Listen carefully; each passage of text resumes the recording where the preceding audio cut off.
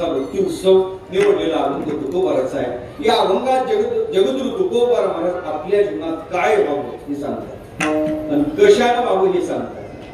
बहुतेक संतांची साधना केल्यानंतर काय प्राप्त होते हे महाराज सांगतात. आमचा संप्रदाय जशी देवाची साधना करतो देवा तशी संतांची साधना करतो. थोडं माफी मागून बोलतो. आम्ही देवाच्या साधनेपेक्षा सुद्धा संतांची साधना जरा पुढे जाऊन करतो, अधिक करतो. या संप्रदायाची विशेषता आहे. का त्याचं उत्तर असं आहे, या संप्रदायाचं दैवतच असं आहे की संतांची साधना करणार. या संप्रदायाचं दैवतच संत उपासक आहे, संतांची साधना करणार आहे. उदाहरण सांगतो तुम्हाला. काय झालं, पंढरपूरचा सत्य प्रसंग आहे. प्रल्हाद काका बडवे पांडुरंगाचे पुजारी. सर्वस्वी रावळाची जबाबदारी काकावर आहे. काकाने रावळाला भगवान परमात्म्याची शेजारती आटोपलेली आहे. उजव्या हाताला काकाचं घर, काकाने रावळाला कुलूप लावलेलं आहे. उजव्या हाताला काका हातात कंदील घेऊन विश्रांतीसाठी जातात. काका विश्रांतीसाठी पोहोचलेले. रात्री 2:30 वाजता काकाला रावळातून काही भजनाचा आवाज कानावर आला. दयाग्रंथ करण्याचे काका उठले. काकाने विचार केला, अरे मी सगळ्यांना बाहेर काढलं, एखादा बिचारा भक्त ह्या अवस्थेत होता का काय? पूर्वीच्या काळी लाईटची व्यवस्था नव्हती. कंदील किंवा निमित्त दिवा कोणाने ठेवलेला. ते दिव्याच्या प्रकाशात तो आपल्याला दिसला नाही का काय बिचारा? बरं त्याला तहान लागली तर पाणी कुठे आहे? बरी दिशेला जायचं झालं तर व्यवस्था कुठे आहे? दयाग्रंथ करण्याचे काका उठले. हातात कंदील घेतला, हातात चाव्या घेतल्या. रावळाच्या दाराच्या जवळ काका आले. काकाला भजन अधिक कानावरती येऊ लागलं. काका रावळाच्या दुसऱ्या दाराजवळ आले. भजन अधिक तीव्र आलं. काका रावळाच्या गाभाऱ्याच्या जवळ आले आणि काकाने गाभाऱ्याचं दार लोटलं. काकाला आश्चर्य दिसलं. विटेवरचा परमात्मा विटेच्या खाली उतरलेला आहे. पायात चाळ आहे, गळ्यात सुरेल विना आहे, हातात चिपळे आहे. जगाचा मालक भगवान परमात्मा भजन जर कोणाचं करत असेल तर ते संतांचं भजन करतो. ज्ञानदेव तुकाराम, ज्ञानदेव तुकाराम,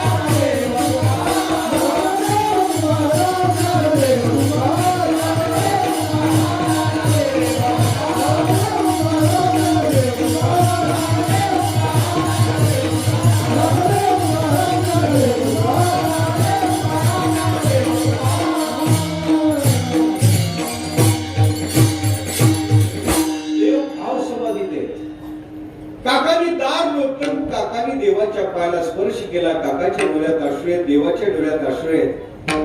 काका देवाला विचारतात, देवा तुम्ही हे काय करता? मला वाटते उत्तर फार महत्वाचं. देवानी सांगितलं, काका मी माझ्या देवाचं भजन करतो. काय काय सांगतात देव?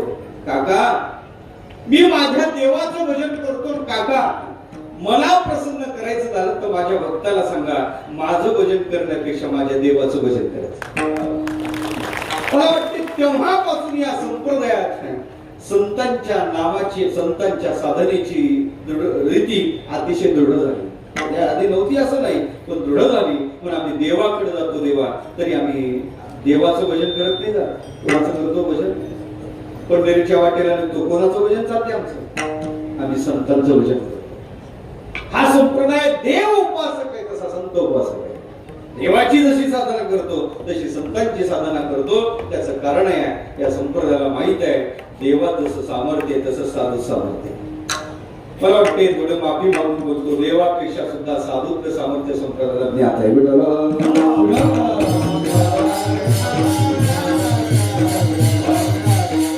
संतांची साधना संप्रदाय करतो का? काय मिळते? काय मिळते संतांच्या साधनेला? काय मिळते? बहुतेक लोक काय मिळते म्हणूनच इकडे येतात. आता विठ्ठला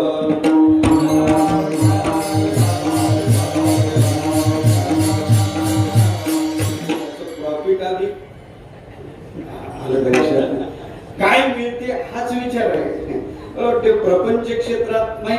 विचारात काय मिळते? लोक विचारतात काय मिळते, काय मिळते. लोक इकडे विचारतात, तिकडे विचारत नाहीत. तिकडे काय विचारत नाहीत? तर प्रपंच हे साबरीचं झाड आहे. साबरी माहिती का तुम्हाला? सांगायचं का इकडे साबरी? साबरीचं झाड वाढलं तरी म्हणे त्याला फळ लागत नाही. साबरी वाढी नल्या सरळा, वरी फळना आतू पोकळ. वर फळ नाही, केवळ ते बरं, आणि फळ आले तर उपयोग काय? त्याला फळ म्हणता कसं नाही? जे फळच देत नाही ते फळ कसं? साबरी फळ आले झेपे ना दिजे. कारण साबरीचं फळ खायलाही कामाचं नाही. किती फळलं तर त्याच्यातून ते आमच्याकडे पुडी म्हणतात बरं. तुमच्याकडे काय म्हणतात? कापसाचा गुळ देते. पण मला सांगायचं काय, साबरीच्या फळानं कोणाचं पोट भरलं नाही. साबरीचं फळ कोणाचं पोट भरू शकत नाही. पण साबरीला फळ येऊनही उपयोग नाही. म्हणून साबरीचा वृक्ष म्हणजे संसार म्हणजे साबरीचा वृक्ष आहे. काही उपयोग नाही त्याला. फळच नाही. या फळना चुंबिता फुलना तुरंबिता, जे काही पडतो सुद्धा रुखची हा म्हणे महाराज कसं येत नाही. आम्हाला तर सगळं व्यवस्थित आहे. खरं सांगू का, संसाराचं फळ सांगतो तुम्हाला. संसाराचं आयुष्यभर केला संसार. काय फळ आहे? काय फळ आहे? ज्यांच्यासाठी मरमर करतो ते पोरं म्हणतात आमच्या म्हाताऱ्याला कळत नाही, आणि ती म्हणते आमच्या यांना अक्कल नाही. याच्या पलीकडे दुसरं फळच नाही. मला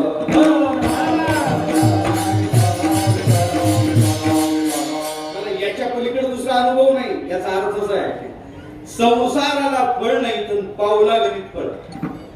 प्रपंचात पावलागणित फळ आहे. पावलागणित. तसं ऐका, फळाला कधी फळ लागत नसते. ज्ञानोबाचं प्रमाण, ज्ञानोबा म्हणतात फळेशीची पण नुसता फळे काय? फळाला कुठं फळ लागत असते का? फळाला फळ लागत नाही. हा प्रपंच आहे. पण इथं फळालाच अगणित फळ आहे. इथं फळालाच फळ आहे. अहो परमार्थाला लागलं हेच फळ आहे. आणि इथून एक एक परमार्थातली क्रिया केली फळच फळ आहे. हो, जी फलरूपत आहे इथं फळच आहे. सांगू ज्ञानोबाच्या भाषेत ज्ञानोबा सांगतात प्रवृत्ती तरुच्या बुडी, निवृत्ती फळाची कोडी. कोट्यावधी निवृत्तीचे फळ लागतात. केवळ परमार्थात प्रवृत्ती झाली तरी कोट्यावधी निवृत्तीची फळ लागतात. पण ही फलरूपता ज्याच्यात आहे तो परमार्थ आहे. आणि त्या फलरूपतेचा विचार करायचा झाला तर संतांची साधना केली तरी फल आहे. देवाची साधना केली तरी फल आहे. देवाची साधना केलेली फल आपण ऐकतोच, पण संतांची साधना केल्यावर फल काय? अभंगाचं पहिलं चरण